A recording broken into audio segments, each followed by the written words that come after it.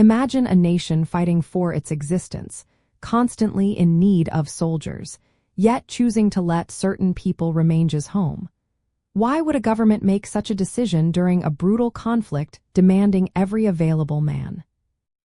Many individuals were indeed exempt from Confederate military service laws, primarily due to their occupation, age, or physical condition, as well as holding specific governmental or professional roles.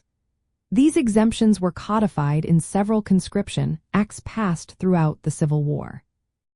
The rationale behind these exemptions was multifaceted and complex, reflecting the Confederacy's struggle to balance military manpower with the vital needs of its home front and economy. Keeping essential workers out of the Army was deemed crucial to sustain agricultural production, maintain critical infrastructure, and ensure the basic functioning of civil society. Without farmers, miners, or factory workers, the soldiers themselves would lack food, weapons, and supplies.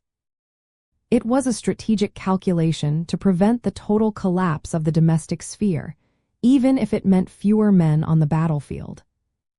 The initial Confederate Conscription Act of April 1862 and subsequent revisions outlined several categories of exempt individuals.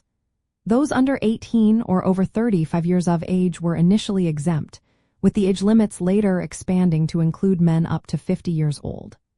Furthermore, individuals deemed physically unfit for service were excused. Crucially, certain occupations qualified for exemption, including ministers of religion, railroad and river navigation workers, state and Confederate government officials, teachers, and apothecaries. Overseers on plantations owning 20 or more enslaved people also received an exemption, a controversial provision aimed at maintaining agricultural output and controlling the enslaved population. One of the most contentious exemptions was the so-called 20 Negro Law, formerly part of the Second Conscription Act of October 1862. This provision exempted one white man, typically the owner or overseer, for every 20 enslaved people on a plantation.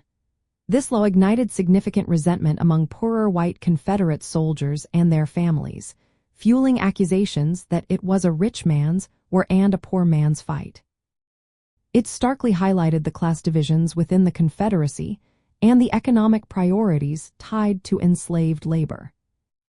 Ultimately, these Confederate exemption laws, while designed to prevent a complete breakdown of the home front and preserve economic stability, often created deep social fissures. They underscored the Confederacy's inherent contradictions, as the need for soldiers clashed with the perceived necessity of maintaining its social and economic structures, profoundly impacting morale and public perception of fairness throughout the war.